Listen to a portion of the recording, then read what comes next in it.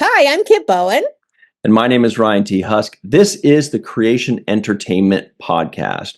First on the docket is Adam Malin interviewing everybody's favorite angel from Supernatural, Misha Collins. Then on the Pop Culture Cinema Squad, in anticipation of the upcoming Fantastic Four First Steps film, Adam speaks with Craig Byrne about the works of legendary comic book creator Jack Kirby. I have to be honest, I was sitting in on the recording of that conversation, and it was the greatest conversation I've heard in so long. I felt like a child again, listening to the old days of Marvel Comics. I'm such a Marvel fan, and I honestly felt like a kid just hearing these stories. You guys have got to watch this or listen to this. You're going to love it. It's going to be a good show. Definitely check it out.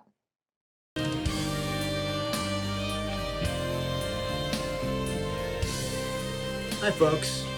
I recently had the pleasure of sitting down with Misha Collins. The world knows him as Castiel, the complex and wonderfully angelic character from the Supernatural TV series. But many fans also recognize him from a catalog of other television and film works, including Gotham Knights, 24, Charmed, and a host of others. Misha has also been an outspoken social activist and has top-lined many charitable projects through various organizations, including his Random Acts family of charities. He's a poet, an actor, a director, an author, and a raconteur. He's a Renaissance man who wears many hats. This month he'll be appearing at the Creation New Jersey event on May 17th and 18th at Meadowlands Expo Center, and is also offering his fantastic one-man show, It Seemed Like a Good Idea at the Time, on Thursday, May 15th at the Roulette Theater in Brooklyn, New York. Self-effacing, sincere, and driven to do good for the world, Misha Collins is kind of an easy guy to fall in love with. I hope you enjoy my talk with him as much as I did. Misha Collins, welcome to the Creation Entertainment Podcast interview. Adam Malin, welcome to my living room. How are Great to see you in this context, of course. you as well? Touring with us now for at the Supernatural events for, I want to say, this is 17 years, sound about right? Oh my God, that's horrifying. Um, that sounds about right. You know, Gosh, let's see. It would have been, I think I started in 2009, if I'm not mistaken. So I think that's right. I think 2009. So maybe we're at the 16 year mark. Oh my God. I've also learned a lot about your life from your fantastic show that you do. It seemed like a good idea at the time, which we'll talk about a little bit. But for the many people that will be watching this that don't know all of the fascinating ins and outs of your life, if we could just kind of start back at the beginning a little bit. You had what seems to me like a kind of a challenged childhood. Do you want to just talk briefly about, what you went through as a kid, economic? Well, yeah, I mean, I think that my show speaks to that a little bit. My show seemed like a good idea at the time, which I've been performing at the Creation events as an adjunct performance on Saturday nights. Um, is kind of part weaving together of stories and part memoir, and it delves a bit, well, rather extensively into my childhood and upbringing and the things from my childhood that shaped me in my mind's eye. I'm doing a bit of like self-analysis in the show, I think. But my childhood had elements that really spurred and fostered, I think, creativity and resilience and a spirit of adventure. My mom, hitchhiked with us all around the country, and we spent stretches of my early years living in tents, and it kind of seemed like we were always in a new place, experiencing new things. But it brought with it some difficulties. Like I wasn't really ever in the same place for a long stretch of time, and we were really, we were very far below the poverty line. So the material comforts afforded by a middle class upbringing were not afforded to me. And and there were other hardships. There are things that I didn't really even get into in the show because I didn't want it to be a real pity party. I mean, I milk it for dramatic effect, of course, but I didn't want to like have it take a dark turn or too dark a turn. But there were certainly aspects of my upbringing that I look at from the vantage point of now being a parent and think, I really fucking want to protect my kids from having that kind of experience. So, I guess that's a long-winded way of saying, just like everybody's childhood, mine is complicated. Mine was complicated, and it brought with it things that I'm super grateful for, and things that uh, I want to make sure I don't repeat for my kids. You I know. think that some of that adversity really was character building. We all love you and we think you turned out great. So Well, I'm sure there are lots of people I know who take issue with that characterization, but thank you, Adam.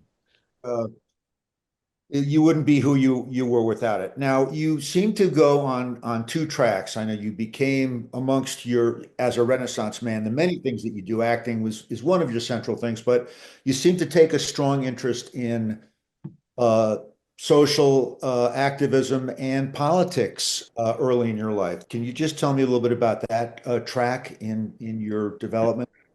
Yeah, I mean, I think it's something that I've always been interested in, activism and politics, and sort of trying to figure out. I guess my brain always gravitated toward trying to find something that I could do that would be making what I perceive to be a positive contribution in the world. And I went to college thinking that my track would be to go to law school and uh, I always made sure not to have any like compromising photos taken of me because I was like, I don't want something coming back to bite me when I run for office at some point in the future. And I ended up interning for Bill Clinton in the White House and working at National Public Radio and was really. Tell us a little bit about that time with Clinton. I'm fascinated by that. You've never really kind of unloaded that on me, but that had to. Well, I was taking a year off from college and I interned at the White House with Bill Clinton. It was right before I was actually there in the fall. And then Monica Lewinsky came into her internship immediately after I left. So when I was there, there was no shroud of controversy around the White House or interning at the White House more specifically. Um, What I actually heard that the notorious office that is mentioned, or the small closet, was actually your office. that's right. Yeah, I would duck out to let them have their privacy in there. Um, I ended up actually writing. So when that whole scandal broke, I ended up writing an op-ed piece. It was the first thing that I ever wrote for publication. It was an op-ed piece for about at the time, Monica Lewinsky was being really lambasted in the press. She was being depicted as a temptress and a slut, and and really her character was being dragged through the mud more than Bill Clinton's was in that context, even though really she was like this helpless young intern who was being taken advantage of by the most powerful man in the free world. So I wrote this op-ed saying like Monica Lewinsky wasn't fawning over the president and wasn't being a sycophant. The entire power structure of the executive branch is designed to have everybody surrounding the president fawning over him and tripping over themselves to get a 30-second audience with him. That's not something that was unique to Monica Lewinsky. It was one of the engines that drove productivity in the old executive office building in the West Wing of the White House. So it was like this, sort of defense of Monica Lewinsky that I wrote, and I submitted it to a bunch of newspapers, and I got a call from the Chicago Tribune saying we want to run and syndicate your op-ed. And I was like, oh my God, the Tribune Company is publishing my piece. And I was so excited.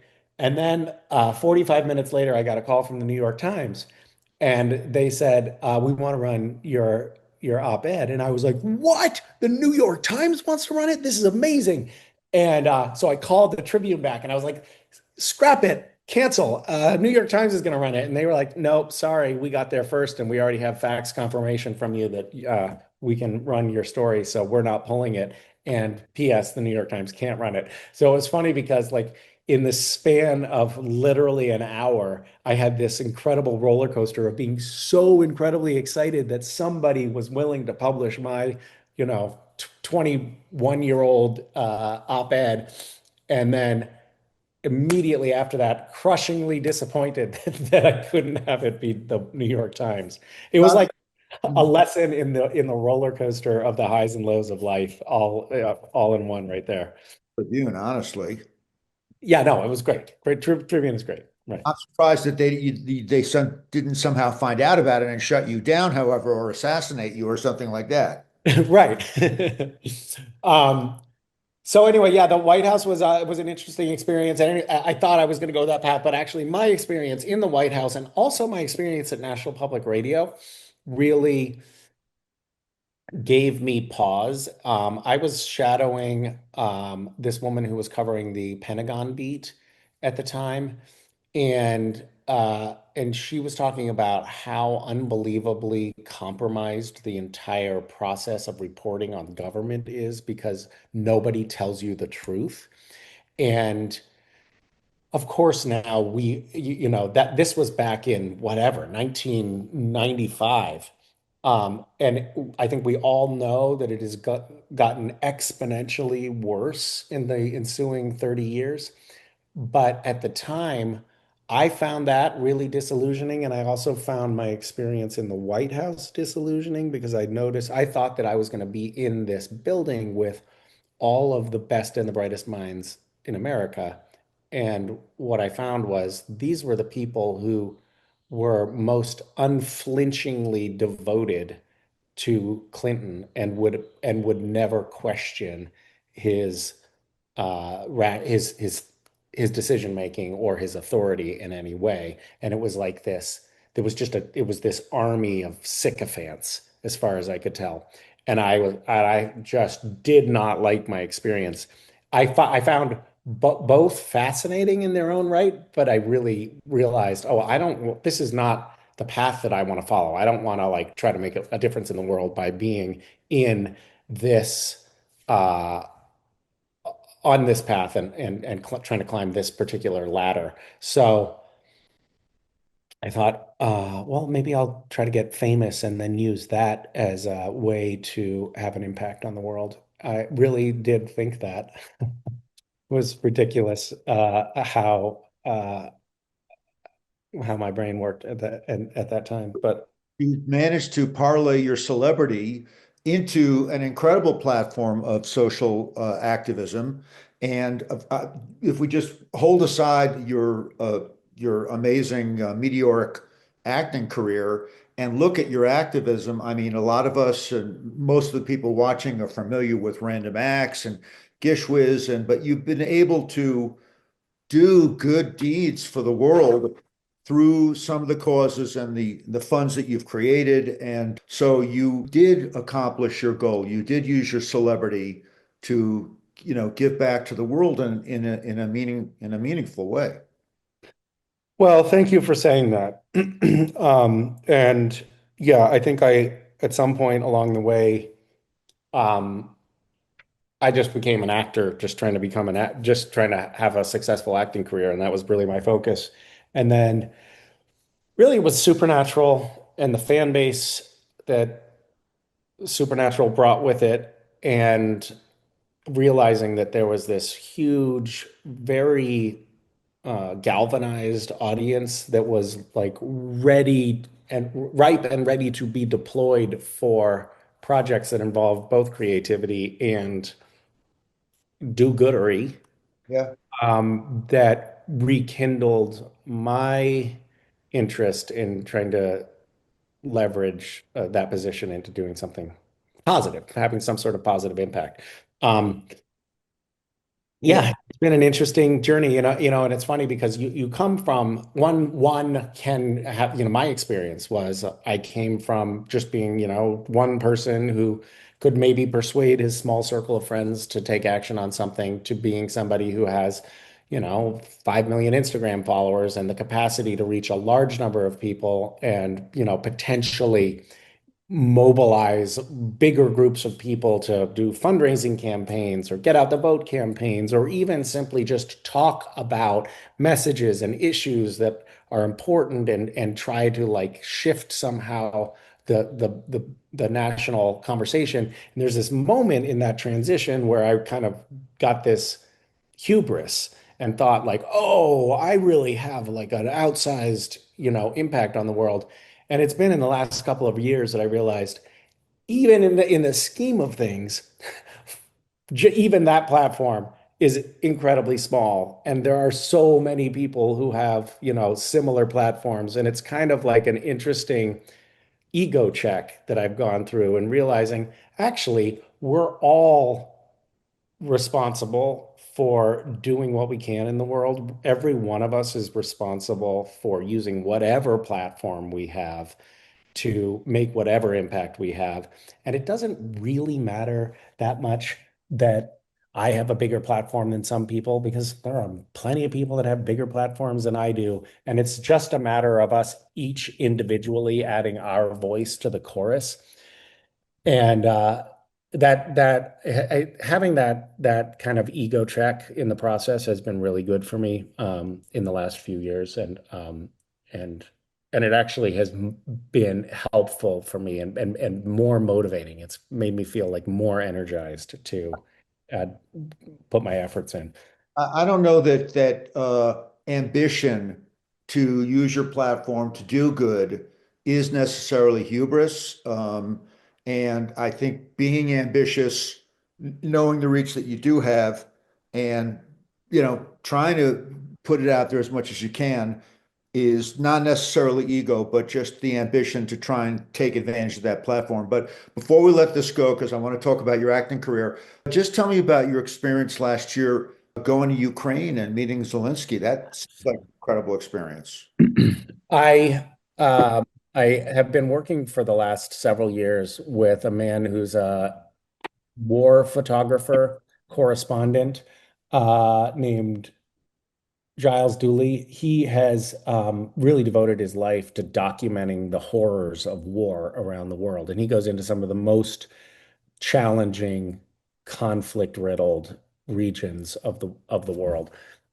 He lost uh, his legs and one of his arms to a landmine in Right. Afghanistan, and uh, that was 15 years ago, I believe. And he continues to travel the world um, about 300 days out of the year. He's almost constantly on the move, and he's going to places like Rwanda, back to Afghanistan, Iraq, Ukraine immediately following the invasion. He was back, on the ground in Ukraine. He's telling the stories of people who are really most impacted by these conflicts, and he does it with this beautiful photography. He's just an incredible photographer.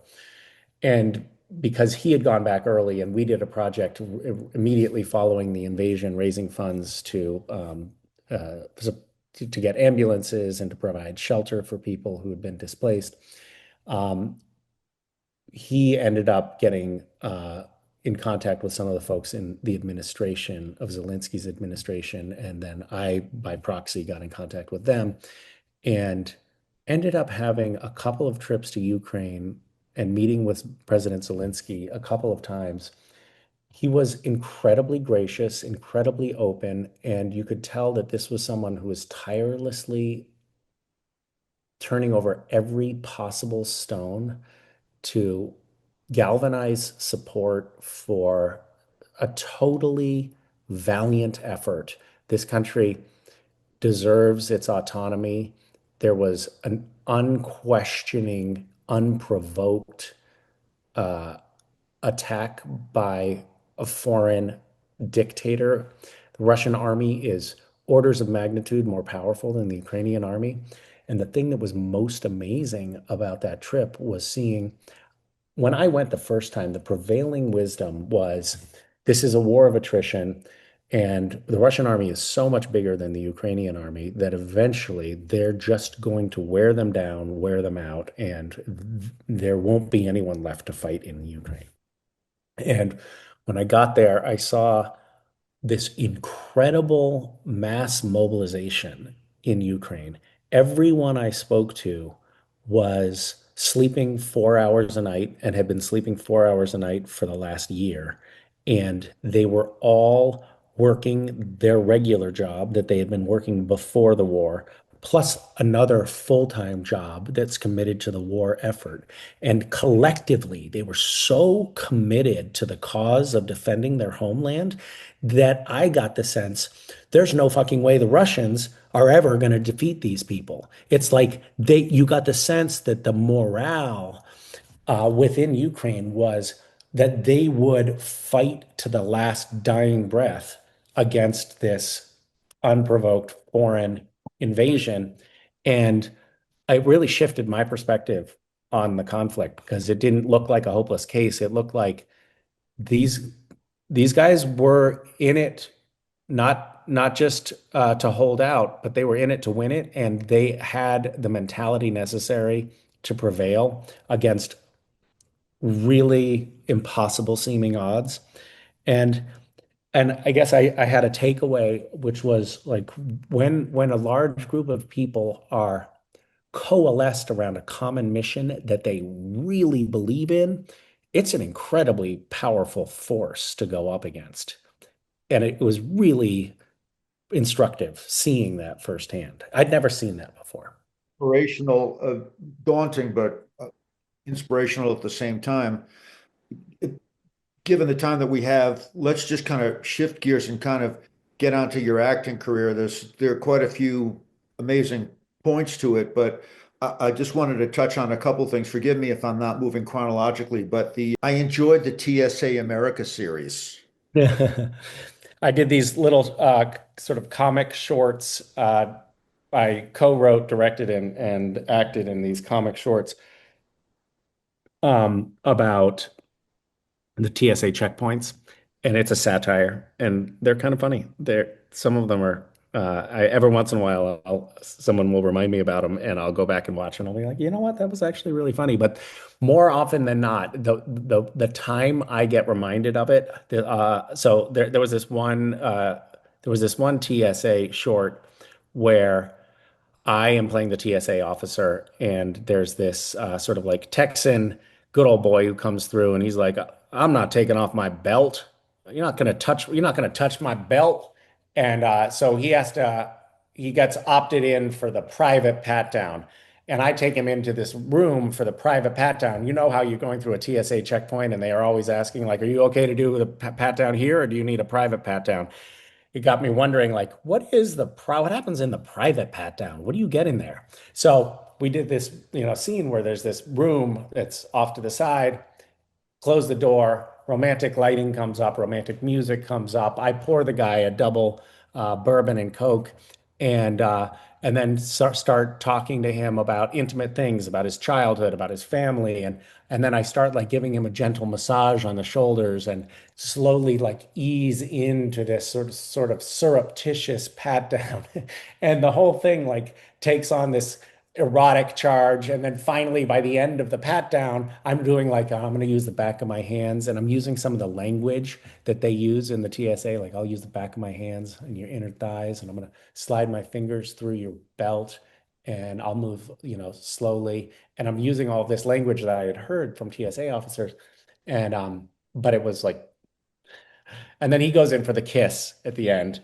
And then right before he kisses me, I yell, "All clear," and it's over.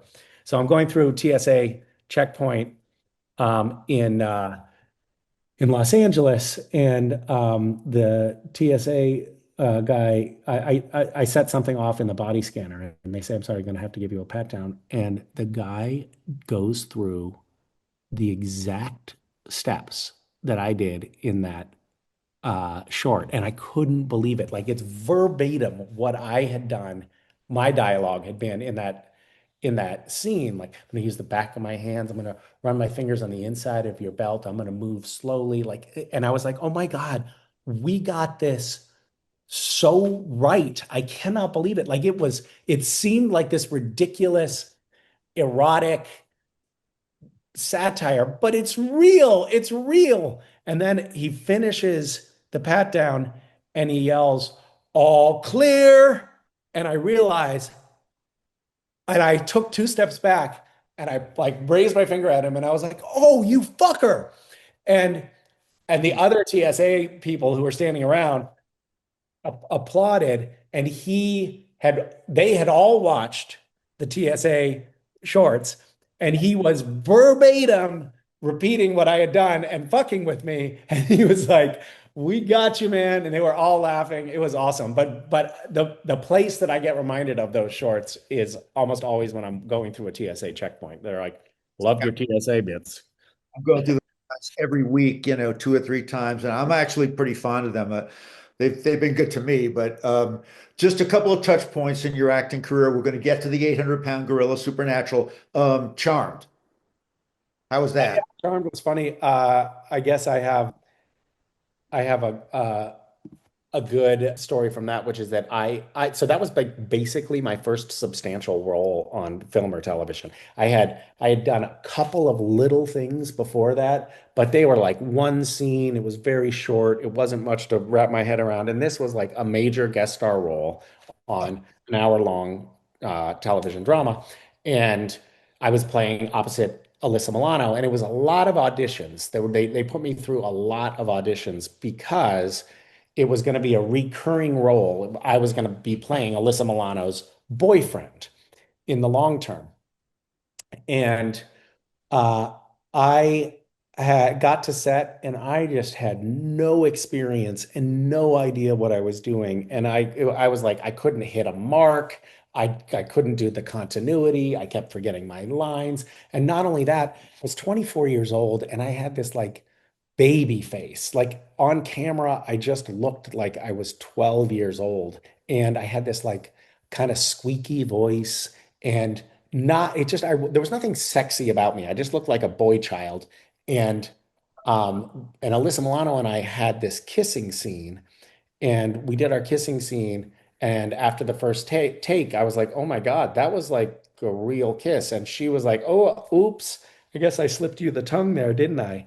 And I was like, yeah, you did. It's funny because, she was the pioneer of the Me Too movement, but she was like, kind of taking advantage of this young this young guy on the set. It was funny. I'm kidding. She wasn't taking advantage of me. But the but it was like I couldn't believe Alyssa Milano had slipped me the tongue. I was like, I have really made it here.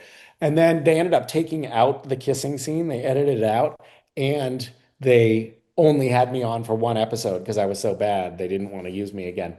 But subsequent to that, a couple years later, or maybe like 3 years later, I did a pilot for ABC where Alyssa Milano and I played siblings. And when we got to set, I said, Alyssa, hi, how are you? And she said, hi, I'm Melissa. And I said, yeah, I know, I'm Misha. And she said, oh, hi, Misha, nice to meet you. And I said, I did Charm together. You slipped me the tongue. And she was like, I don't remember that. And it was, it was really funny. And then we ended up we ended up over time actually becoming friends and doing some political projects together. In fact, I was texting her just a couple of days ago. So we ended up becoming friends over time. But that was quite an experience. Uh, Um, I yeah maybe I'm gonna do something that's unconventional here, Adam, and ask you a question. When you and Gary started creation, you were just kids, right? How old were you? 14, 15? 14. You're 14 years old. So you've been at this for going on half a century, right? 510 years, I believe it is That right. sounds right. Um, what were you doing at first? Was it just like comic book stuff? What was the very beginning for you guys? I mean, it was comic books, but really it's a love of popular culture. I mean, we're film and TV and science fiction and million-dollar movie and guys like you, the lore of Hollywood. I mean, it's we love the show, we love show business. Did That's you ever imagine that it would evolve into what it has? Like it's such a big operation with so many people working for you now.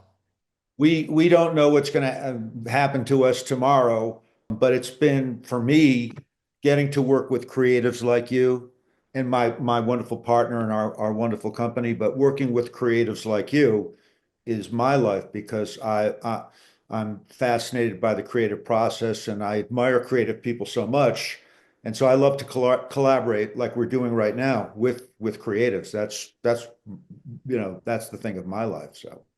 Well, I think it's an interesting phenomenon that you have been involved in creating here. That I think, interestingly, I imagine that I don't know what creation was like before the advent of social media, but I imagine things changed a bit in the last 15 or so years for you guys. It seems like I imagine you have a broader reach and a bigger audience, um, and it's an interesting thing to be a part of because getting into being an actor and imagining projecting forward into the future, crossing one's fingers and hoping that we have enough success as actors that, maybe someday somebody might recognize us on the street or something. It always is, I think, something that we would imagine would be a one-way dynamic. Like I'm the performer, and I'm going to find an audience to watch what I'm, acting in. And what we do at the creation events is very different from that. It's like this chance for the audience and the actors to actually interact with one another and even over time get to know one another. Like there are a lot of fans of Supernatural that show up at creation conventions now whom I know by name and know some of the backstory of their lives, and they know my backstory, and we've actually like developed these relationships. When you're on set and you're filming, you're performing for an abstract audience. You don't even know, you can't even imagine in your head the faces of the people who will end up watching on television. You're performing for a camera, this inanimate object, and you're performing for the camera operator and the dolly grip and the producer and the director who happen to be on set. But the people that you're performing for is this small group of people who are actually just craftsmen, who are really remarkably uninterested in what it is that you happen to be saying at the moment because they've been watching you, do this same scene 10 times.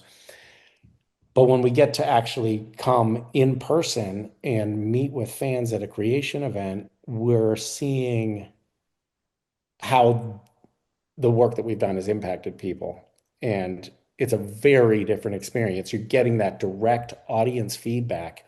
And it's something that I never imagined would be part of my career, but it's actually incredibly gratifying and fascinating and something that I'm deeply grateful for. And I think you guys have done a really unique job of making that experience, heightening the intimacy and the personal nature of it. Like so, these big Comic-Con events, it's very it can seem very transactional, I think, where you're just sort of like the actor is sitting there at a booth and signing away, and there's just photos and there's no real chance for interaction at all. You're sort of just being pushed through a meat grinder. But you guys do a very different event with a lot more opportunity for like meet and greets and stage talks with Q&As that go back and forth with the audience, and like the show that I'm doing, Well, this great. memoir show, and things like that.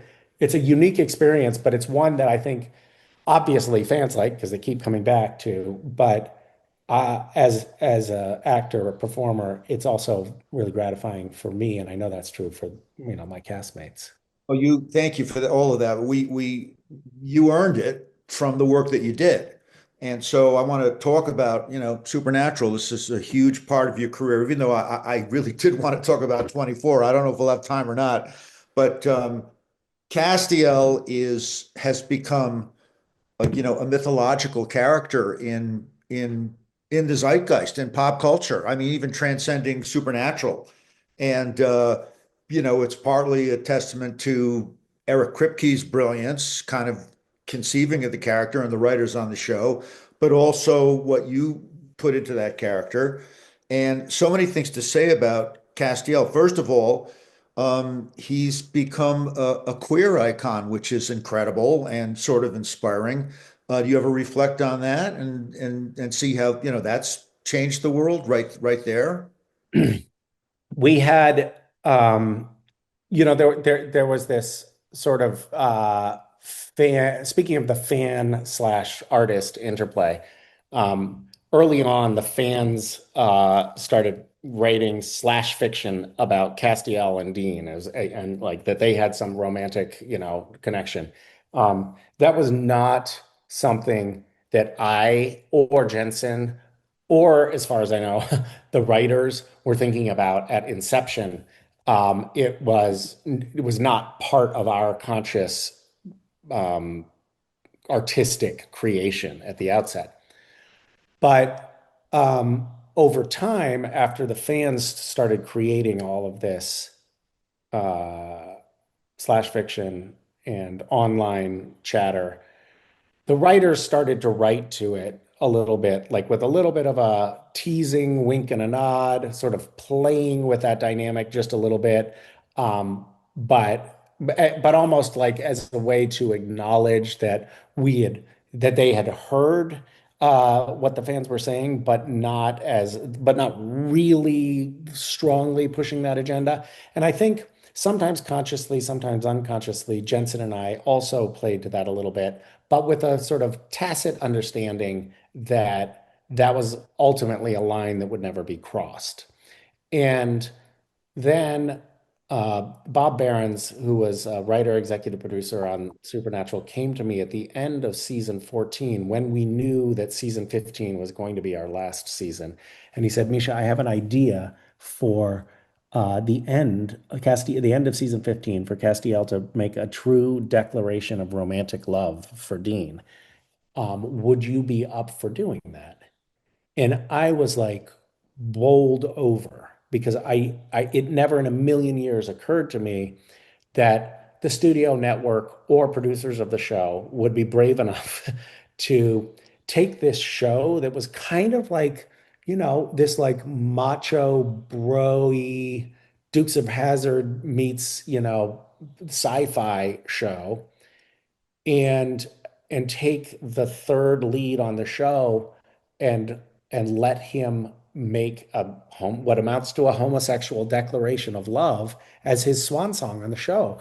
I was like, if we can do that, I think it would make this entire 12-year run that I've had on the show feel like it had some real value and meaning. To be adding that, speaking of like adding the voice to the chorus, have us do that with this show would feel really monumental and kind of important. And certainly important to the non-binary fans of the show who I think we have quite a few. We already had quite a few of. Um, and when we got to do it, and it felt like a really meaningful scene, and we got to give it its due. Of course, fans complained about it not getting enough airtime and enough processing in the aftermath of that declaration. But I was just grateful that we got to do it, and I was grateful that that was my goodbye to the show. It felt great. So, yeah, I'm not only happy about that, but I was also proud of the creatives behind the show that they that they made that choice. As third lead on the show, did you find yourself being harassed by Jensen Ackles and Jared Padalecki? Were you their whipping post? What are the things that they perpetrated upon you to either make you feel at home or to make you suffer? Oh, I don't think they were trying to make me feel at home. I think it was a long and protracted campaign of driving home the message that you, Misha, are not welcome here. It was painful. It was scarring. I mean, I talked about the trials and tribulations of my childhood at the outset of this conversation, but the traumas that I sustained on the set of Supernatural far outweighed any of the difficulties of living as a homeless child. I um Give I us never one. I never I never brought lawyers into the mix. I never called HR and filed official complaints. I did try many times to exact revenge, and at times it was somewhat successful, but unfortunately, it was always part of an escalation. So, whenever I would retaliate, there would be a larger and even more painful retribution. Um, it was like going to work was living in constant fear. And I had a lot of sleepless nights. I had this one, Jared and I got into this phase. It was like a couple of years where we were escalating pranks against one another. And it was always like, but if I do that, it'll be so good. But then what will he do to me? This is a little snapshot. One night, I pulled in. We were shooting on location downtown in Vancouver, and Jared had driven himself to set, and his truck was there. And I was like, "Oh, good, Jared's truck is here, so I can fuck with him." So I just pulled my car in and parked just a few inches so that my passenger door was just a few inches away from his driver's side door, so that he couldn't get into his car. Harmless. And then I went through hair and makeup, and then I had to go to set, and I came back from set. It was a short drive to and from set where we were on this location. And they would shuttle us there. So we left the cars there. I came back to set and Jared had managed to get into his truck and move it away from my car. And I also noticed that I had four flat tires. And so I got Transpo to come in and pump my tires back up and got my car back, operational again. And then I called a tow truck company and to have the tow truck company come and tow Jared's car away. And Jared came back unfortunately, he was on set, and he came back to set just as the tow truck was starting to hook up to his truck, and he called it off. And then I had to go back to set. And so the whole time I'm back on set, I'm like, what is Jared doing? I can't bear to think of it. And Jared was sitting in his trailer contemplating his next move. And he was trying to decide whether it would be worth it for him just to take his truck and T-bone my car. He was like, I'd probably end up, he explained, this was his thinking behind it. He was like, I'd probably end up having to spend like, well, maybe insurance would cover it. He was thinking, maybe insurance would cover it. So that would be fine, but it will be probably 10 or $15,000 in damage to Misha's car. Do I want to do that? And so that gives you a sense of like where our heads would go. I talked to the construction department on set because we had these giant, they're called 40-yard dumpsters, I believe. They're these big open top dumpsters that they use to like throw away sets when they were done with like shooting an episode. They throw big stuff away in these big 40-yard dumpsters, but these big open top dumpsters. And I wanted to put Jared's truck in one of these dumpsters. That's the kind of things that we got up to. But anyway, the best thing that happened on Supernatural was whenever it was, I guess what, season 11, something like that, they hired Alex Calvert.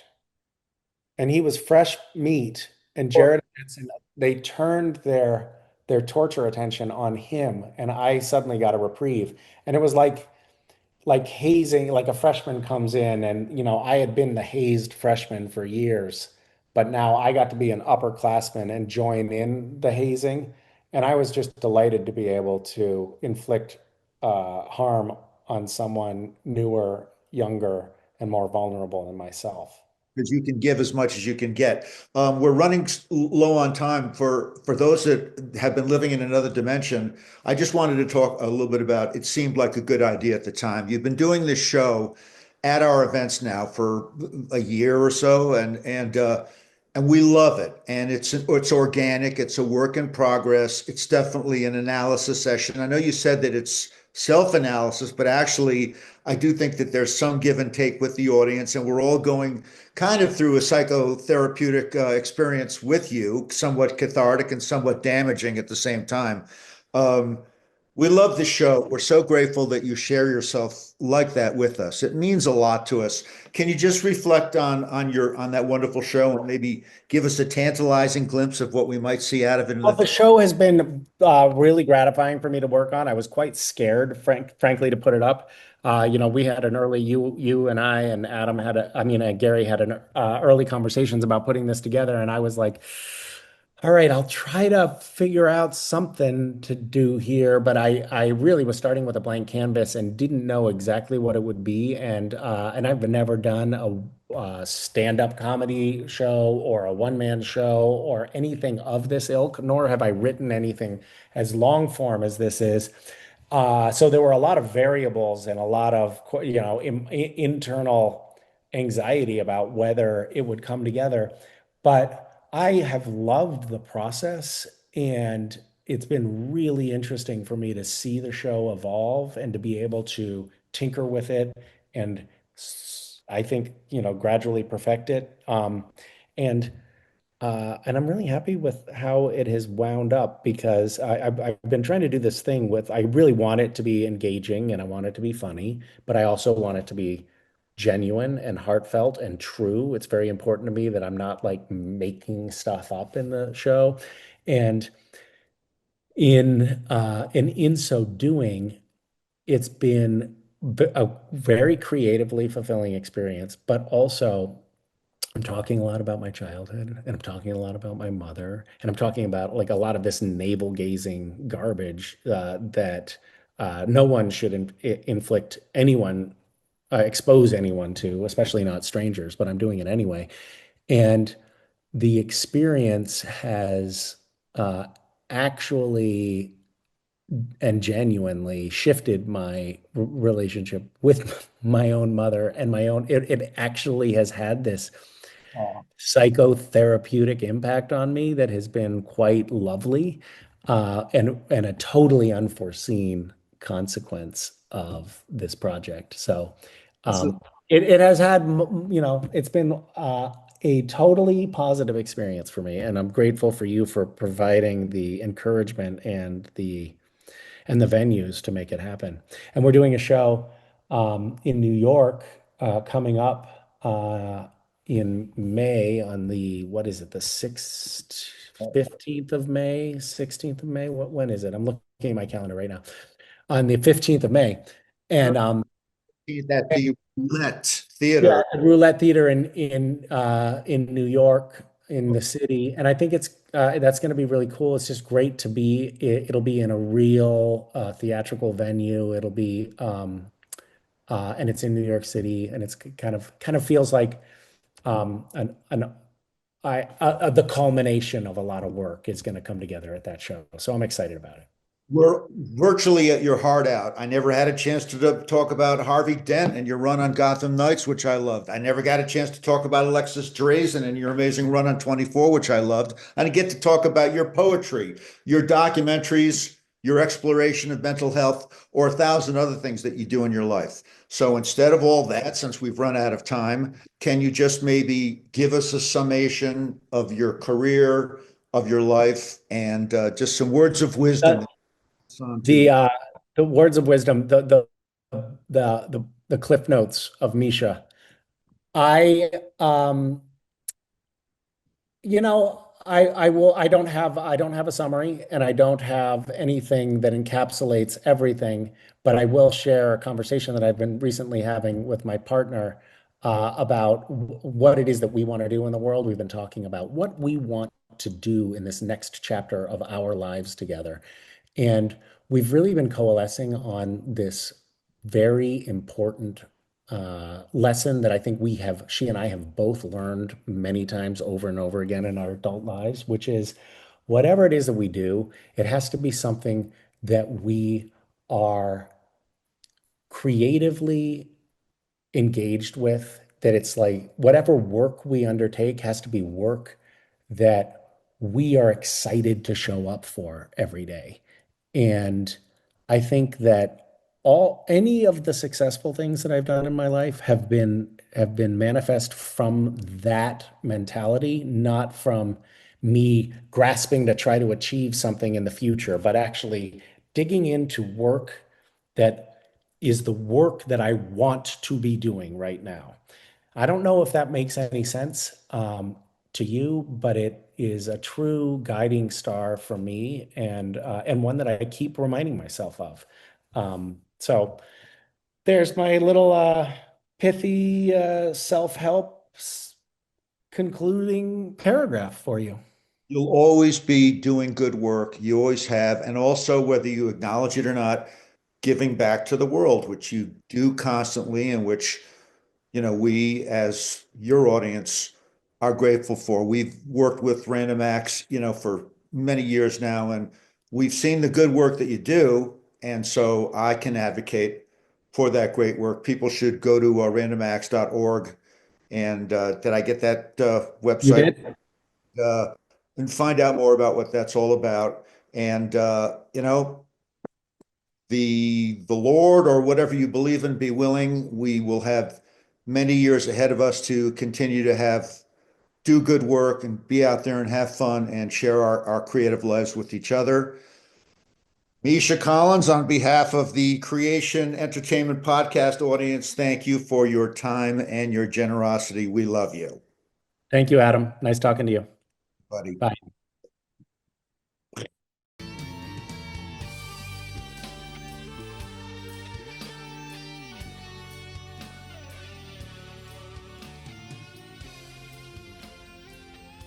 Hey guys, welcome back to the Creation Entertainment Popular Culture Cinema Squad. And today I am joined by Creation staffer and illustrious person Craig Byrne. Craig, welcome to the team. Hi, everybody. I love being here with Creation. Everybody is so passionate here about everything. I mean, all the shows that we cover, and then hearing Gary and Adam talk about the history of the company. It's really fascinating. So it's going to be fun to be talking about the subject we will be discussing. Thank you so much. And Craig, you are also quite a fan expert on a number of subjects. We're going to be diving into the history of Superman and the Superman various TV series in a coming installment, which you're an expert on. But today we are talking about the late, and I mean great, Jack King Kirby. Certainly one of the most incredible idols of my life and my generation, and somebody that for some of our younger viewers may not know that much about. So, Craig, we're going to do a deep dive into Jack Kirby's life and, of course, the incredible, iconic characters and intellectual property that he created that have gone on to become billion-dollar franchises around the world. Yeah, like if you don't know who Jack Kirby is, you definitely know his creations. Yeah.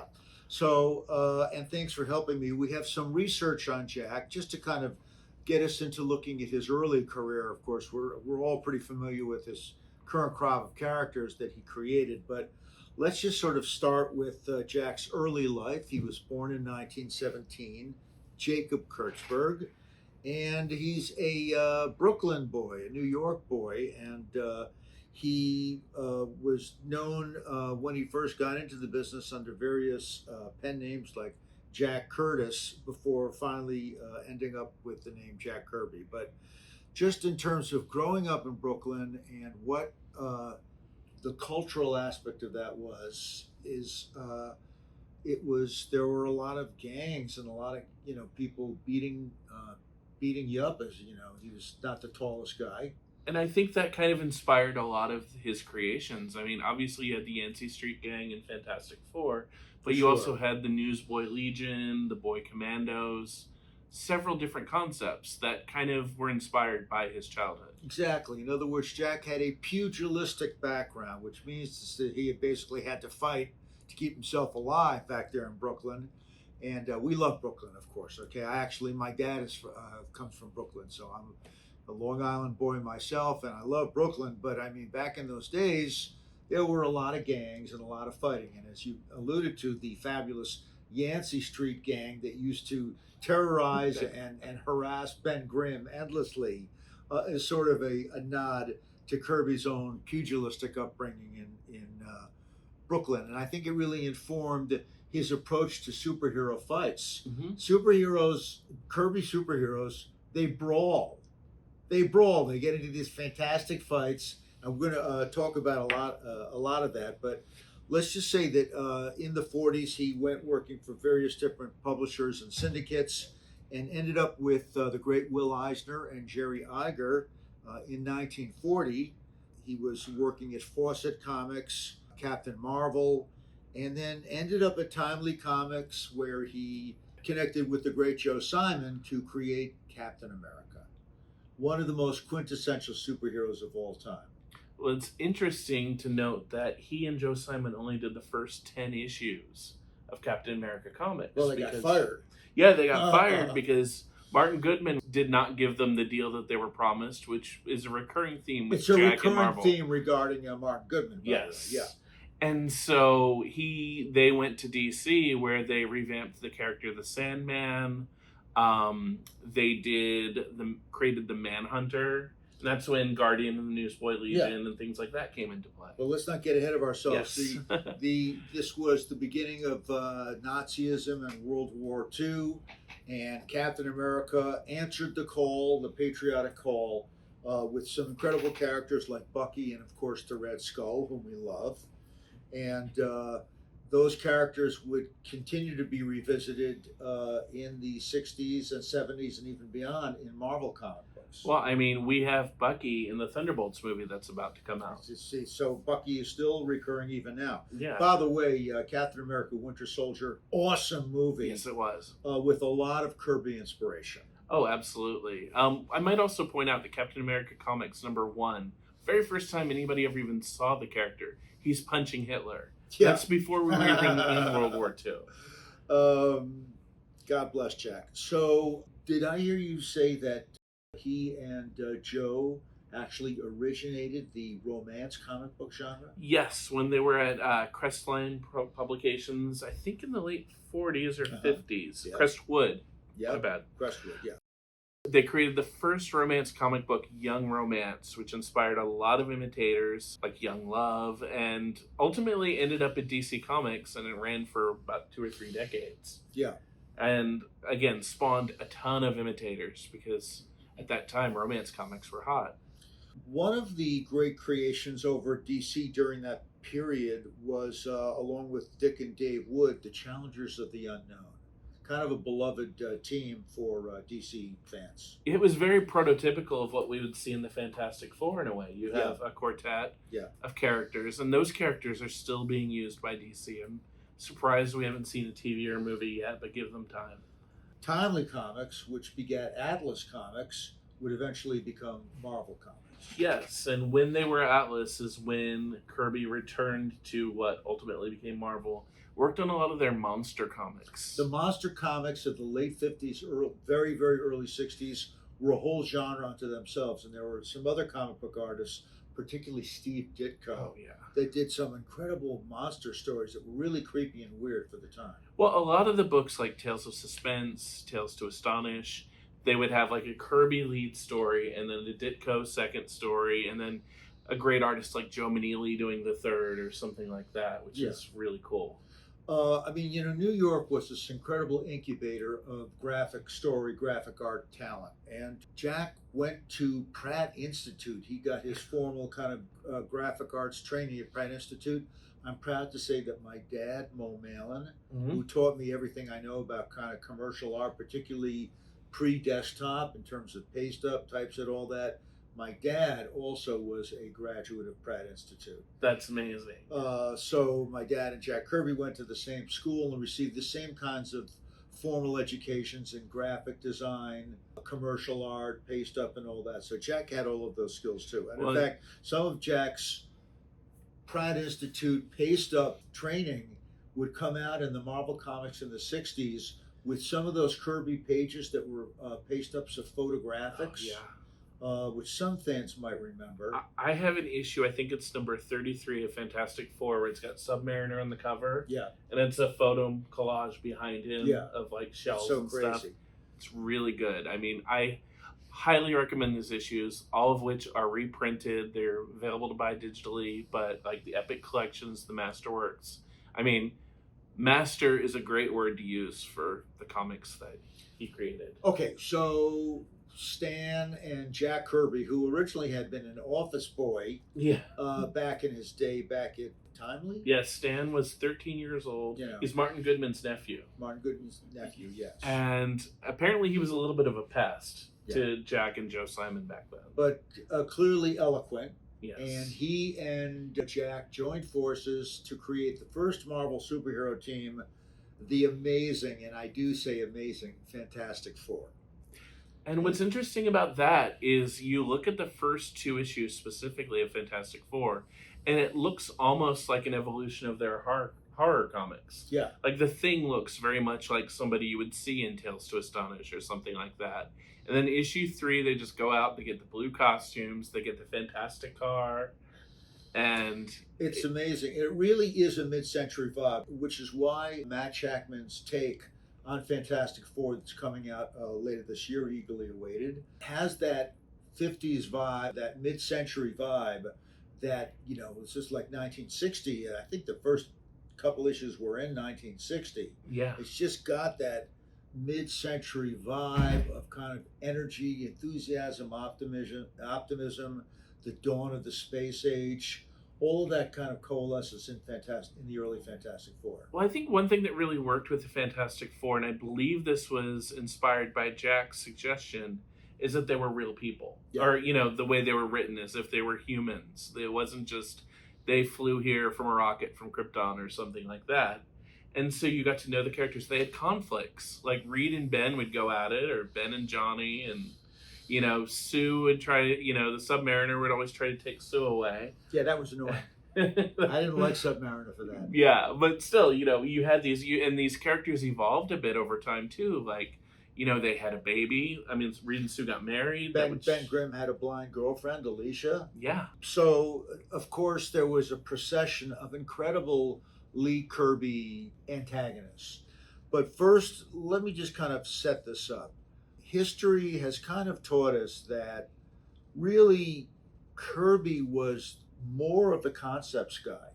He would come in, well, I mean, maybe Stan would give him a one-word log line.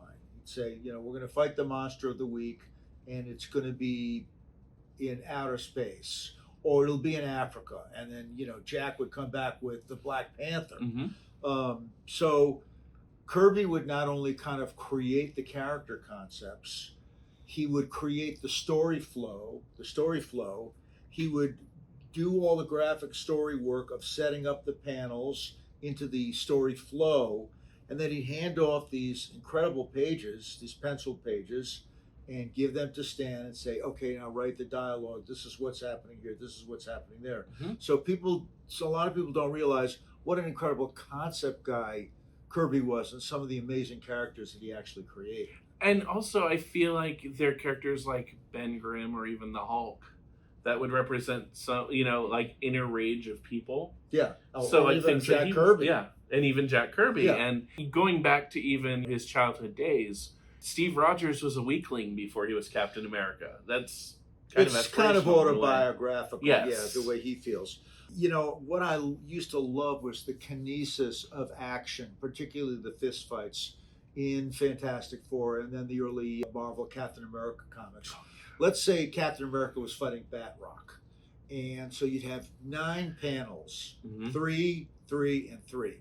And it would just be a procession of different fisticuffs in all these different directions. And Batroc flying into a wall, or Captain America with the shield and stuff. This wonderful ballet of kinetic motion was a hallmark of Kirby, just really bringing action and excitement to the pages. What I think is also amazing is even though he did do some 3D comics in the 50s, Yeah. his characters looked 3D in the early Marvel comics, especially, and actually until the end of his career. Even stuff like Captain Victory and his Galactic Rangers had that kinetic energy where the characters are literally jumping off the page towards you. And Forced perspective. yes. Yeah. He loved that. The foreshortening. And Yeah. I mean, that's why he's the king. There's, of course, I'd be remiss if I didn't mention a couple of my favorite Fantastic Four characters. Many of our viewers know this already, but I mean, I love the Silver Surfer. Well, I mean, he's one of the great Kirby characters of all time. And by the way, inspired by Kirby's love of California culture. Kirby lived in New York for the first half of his life, and he was so enamored by California culture that he did ultimately move to Thousand Oaks, California, and live the rest of his life there. But in terms of his inspiration for California culture, surfing was something that really kind of caught his attention. He said, I mean, that's just so cool. The guys are doing that out there. mm-hmm. And from that, he just extrapolated an alien who surfs.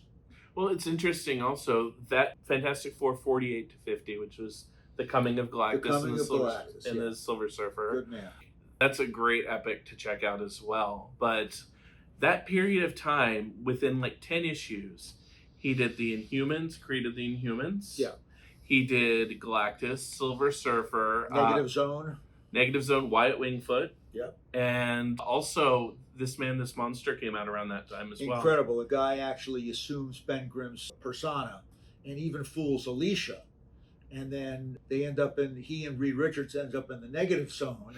And he finally, and Reed is willing to sacrifice himself to let Ben, get back out of the Negative Zone. And this guy is so touched by Richard's self-sacrifice that he decides to sacrifice himself. And I love that he picks up Reed Richards and he just chucks him all the way out of the Negative Zone. So I mean, well, the other thing about the Negative Zone is that's a perfect example of Kirby's art. One thing he perfected was what they called the Kirby crackle. It's like a bunch of little dots. Scintillations. Scintillations. And it just looks so good and alien, different. It was always colored differently or drawn differently. Yeah. And I mean, Annihilus is such a huge, intricately designed character. Well, let's talk about literally the 800-pound gorilla, which is Galactus. We're finally going to see Galactus the way I always wanted to. Now, by the way, I liked the first couple of Fantastic Four films. I thought they were really well done. I liked the actors that they brought in to do that. But I did not, and I also love what they did with Doug Jones as Silver Surfer. Yeah. I thought that was fantastic. But what I didn't like was their personification of Galactus as a big cloud. That was bad. Yes. That was bad. So now Shackman is finally going to deliver us what we hope is going to be the definitive on-screen Galactus. And we've seen him from behind, so he does have the helmet. And by the way, those horns on the helmet, Kirby originally manifested this character as almost being like an alien technological devil because he would destroy worlds. And so the horns, Galactus's horns, are sort of a technological manifestation of a devil's horns, which is kind of interesting. But the Galactus costume is awesome, and we're going to finally get to Galactus in the films and in the form that he's supposed to be. I hope it's going to be as great as the character was, in the comic books. Well, another Kirby concept that's really making a comeback now is Doctor Doom. Let's talk about Doctor Doom. Yes, go for it. Well, you too. I mean, that was a shock a year ago or whenever it was when Robert Downey Jr. showed up, and it turned out that he was going to be the new Doctor Doom. And I thought that was an amazing reveal. And then, of course, seeing the Russo brothers coming back to do the next two Avengers films, of which the first one is Doomsday, is very exciting to me because I do think that the Russo brothers really are sort of the quintessential Marvel Comics film directors. Oh, absolutely. And also Doctor Doom is a character that's tied to so many aspects of Marvel. Doctor Doom is the bomb. Exactly. And another incredible Lee Kirby creation. Tragic. There was, for those of you of a certain age, in the 60s, there was a Patrick McGowan TV series called The Prisoner. It was awesome. Patrick McGowan, who had previously been on a TV series, Secret Agent, he is a spy who has quit. And the next thing he knows, he's drugged and he wakes up inside of this village. And he can't get out of the village, which was filmed in a place called Port Myron, a resort in England. And he wants to get out, but there's this big balloon that will not let him leave. It sits on his face. Have you ever seen the series? Oh, I've seen It'll episodes. sit on his. I mean, he'll try and suffocate you. You can't leave the village, and I guess they're trying to find out why he quit, why he left the spy service, and it's amazing. Anyway, so Fantastic Four, help me out, 78. I believe so, somewhere right 78 to around 80 there, or something like that. They did a take on that where the Fantastic Four is shanghaied by Doctor Doom and it ends up in a Latvian village of his where they cannot leave either. It's kind of a take on The Prisoner. Mhm. It's so fantastic. And Doctor Doom is, so magnanimous in the way he acts, as if he's like a benevolent dictator and, my subjects, they love me, but if you try to leave, I'll kill you. That kind of thing. And, Doctor Doom is a character that not every writer can get right. Yeah. Or not every creator can, which is why, over the years, they're like, that wasn't Doctor Doom, that was a robot. Because Doctor Doom would employ robots in the comics. Well, Filling for himself. Jack Kirby, I consider one of Jack Kirby's greatest proteges to be Jim Steranko. Steranko was the first guest to appear at a creation show in 1971, and this guy was a genius. He went on to take over Nick Fury, Agent of S.H.I.E.L.D., previously in Strange Tales, from Jack. And what he did with Nick Fury was incredible. And many of those concepts and paradigms from Kirby and then later Steranko have been incorporated into the Marvel movies today. Like Valentina Allegra de Fontaine is also in Thunderbolts. Helicarrier and yeah. It's so funny because those of you that are Dean Devlin fans and watch the Leverage TV series, they constantly refer to the Steranko security system, which is funny because Jim Steranko also is an escape artist. Amongst his many talents, Steranko is sort of like a Houdini escape artist. And so that's definitely a nod to Jim Steranko on the part of John Rogers and Chris Downey at Leverage. But by the way, just as one more side note, I'm sure I'll say this 1,000 more times, but the second creation event in 1972, we had Steranko back. So he calls me up and says, Adam, I've got a great idea for my reappearance at the second creation. What we're going to do is you're going to hire a helicopter. I am going to be suspended from this helicopter in a straitjacket, okay, by chains hanging upside down from this helicopter.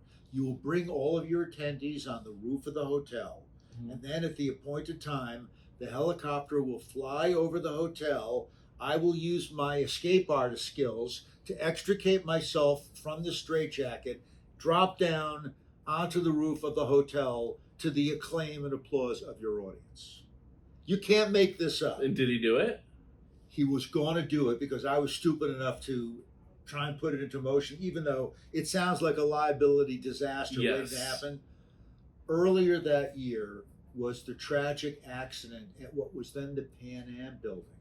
You used to be able to land a helicopter on the roof of the Pan Am building in New York City, which was a building that straddles Park Avenue at 42nd Street.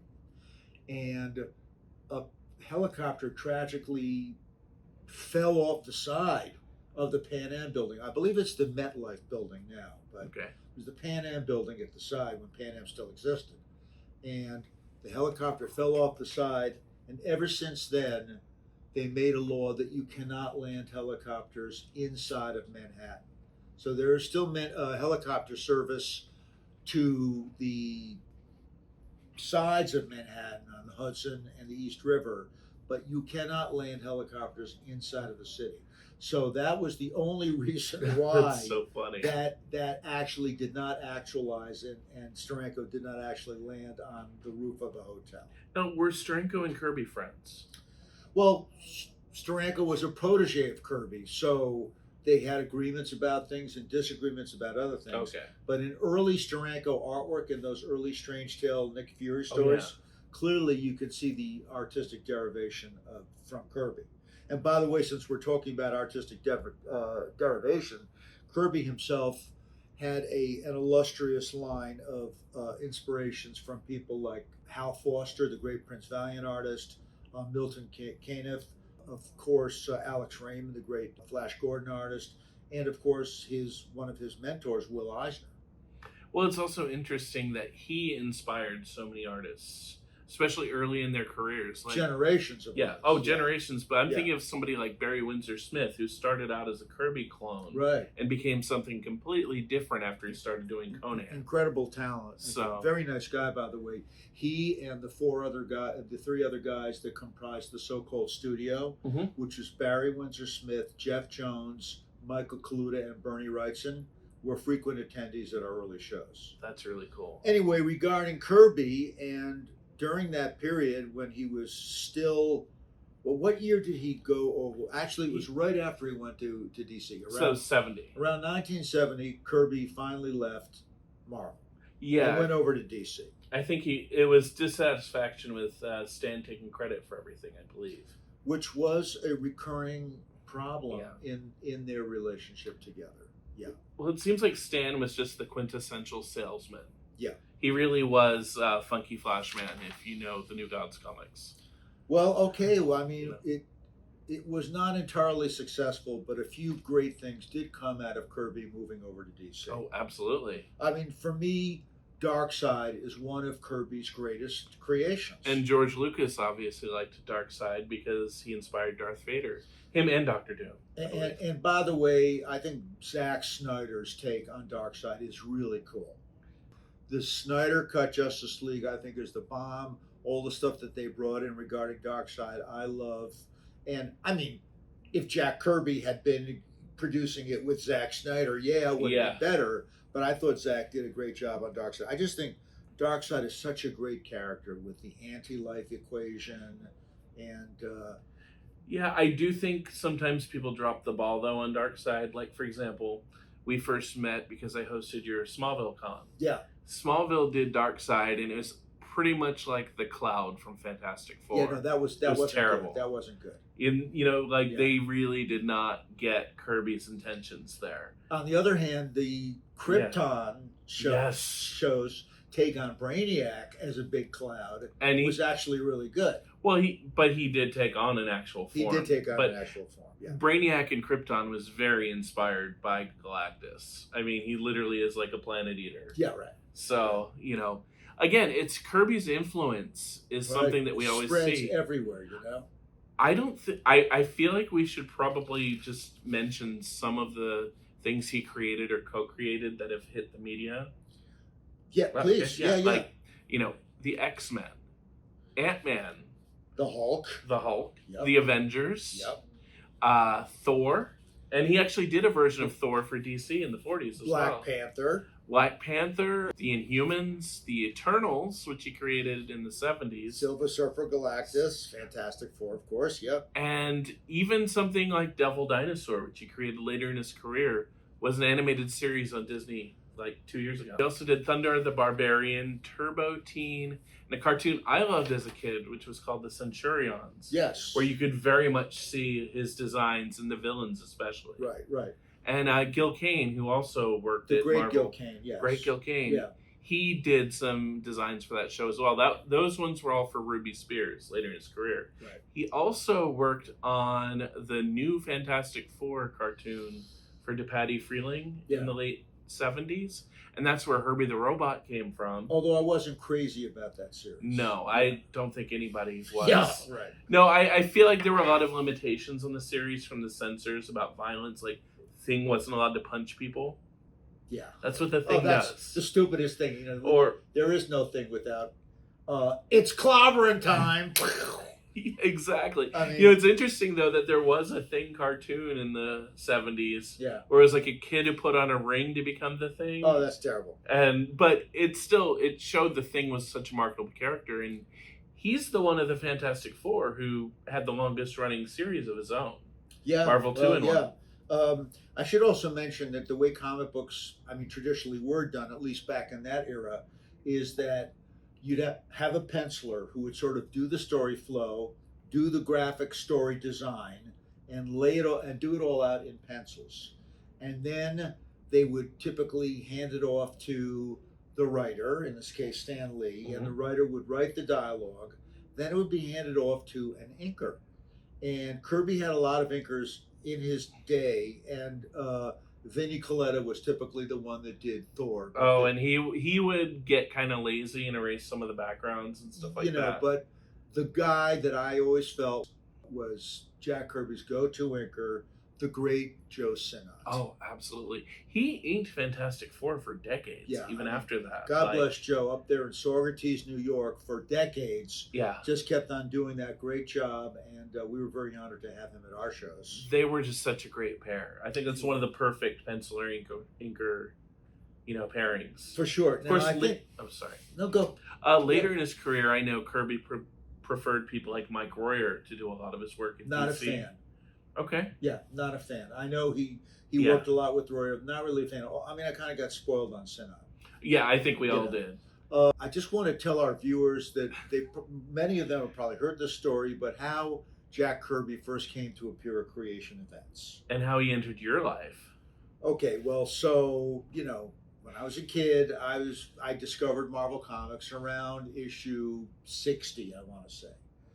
And I would go to Sweets and Treats and Fresh Meadows, and they would deliver the comic books in a big pile bound together with metal wire. And if you get there even a day later, all the comics that you want, they're gone already. So what I would do is I would know when the comics were coming in from the distribution people, syndicators, and I would be waiting there. And then the owner would know that I'm coming and would hand me the metal clippers, so that as soon as those things came in, he'd say, "Okay, go, kid." I would get there, I would snap off the metal wiring, I'd have this pile of comic books, and I'd pull out all the comic books that I wanted. De rigueur was Fantastic Four. That was the first book that I had to have, and I got that. So, I mean, I was reading Marvel Comics at, I don't know, whatever that age was, but anyway, in 71, Gary and I, being comic book fans, founded the first creation event 54 years ago. And we had Steranko as our first guest. Right. It was incredible. And we did the 72 show, and that was amazing. But I think somewhere around 72, 73, my mom, who was an English teacher in Forest Hills, comes home one day and she says to me, "Oh, honey, there's a teacher at school that I work with whose brother is, from what I understand, a pretty popular comic book artist." And I said, "That's interesting, Mom. What's the teacher's name?" And she said, "Oh, her name is Rosalind Kirby." And I said, "You got to be kidding me." And she said, "Yeah, her brother's name is Jack. Evidently, he's really popular." So when I picked my jaw up off the floor, I said, "Mom, you've got to get Rosalind to get me in touch with Jack because he's my idol."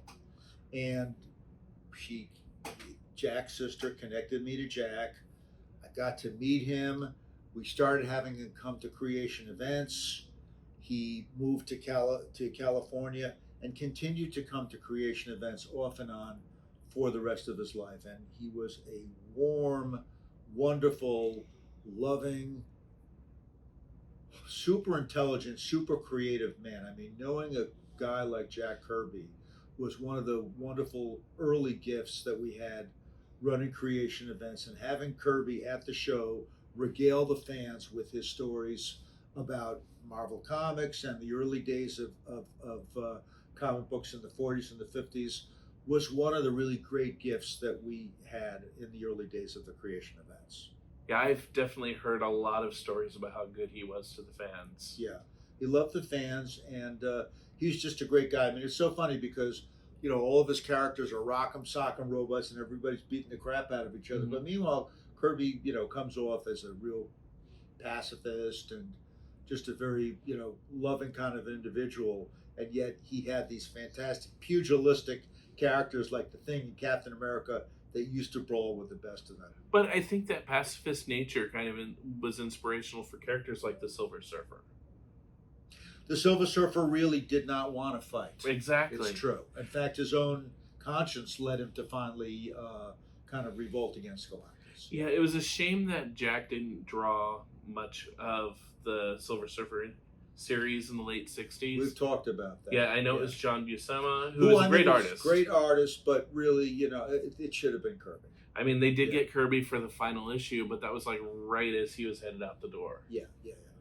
So, in summation, I think now that you viewers can see the incredible enthusiasm, admiration, and love that we have for Jack Kirby, I hope that you'll, if you haven't already experienced everything that was so amazing about him, go out and try and find some of his quintessential comic books. Of course, you can see he influenced generations of filmmakers, artists, comic book graphic story people. And of course, if only Jack could have lived today to see the incredible multi-billion-dollar industry that Marvel created off of his characters, I think he might be flabbergasted, but I think he'd also be secretly very, very pleased and happy. I agree. Yeah. So thanks for watching, guys. Craig, it was awesome. Thanks. Thank you for having me.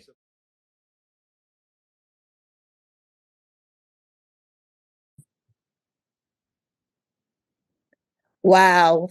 Misha's he's the best. Absolutely. I just love hearing him, talk about his career and his life. He's kind of an inspirational guy, he's had some political aspirations at some point maybe, but I don't know. I really love Misha. Absolutely. And speaking of Misha. Oh yeah. What's coming up? Yeah, we've got some great stuff coming up. This week, we are going to be in New Jersey for the Supernatural Convention at the Meadowlands Expo Center. But before the show begins on Thursday night, Misha's doing It Was a Good Idea at the Time event in Brooklyn. So go to creationent.com and look for that. And if you are in that area or whatnot and want to see a really great comedy show by Misha, you definitely need to grab tickets to that. Mm-hmm. We also, you guys, check this out. The first big announcement of 2026 is already here. Supernatural is returning to Boston. We're super excited about that. Absolutely. Really excited. Yeah, our 2025 show that we hosted in March was a great hit. So we're happy to be going back to Boston. And then finally, at the end of this month in May, we're going to be hosting our very first Salute to Cobra Kai. Those Awesome. fans of the Karate Kid franchise, the Cobra Kai series, which airs on Netflix, is really great. We've got a stellar lineup, including Ralph Macchio and William Zabka. So check it out. Two of the biggest stars of our childhoods. 40 years, what is it, 40 years later? I don't even know, but I don't know. It's been around something for like a while. 40 years. So cool. Really excited. Well. Yeah. They've aged well. So what we're trying to say, everybody, is please go to creationent.com. That's creationent.com for tickets and information on these conventions and so many more. That's the end of our show, everybody. Thank you so much for hanging out with us. Again, that was Kit Bowen. I'm Ryan T. Husk. We hope to see you again next week. And make sure you subscribe and whatnot to our podcast and let all your friends know about it. So we're excited to keep doing these. They don't even have to be your friends. Just tell everybody. Yeah, just tell everybody. See you next time. Bye.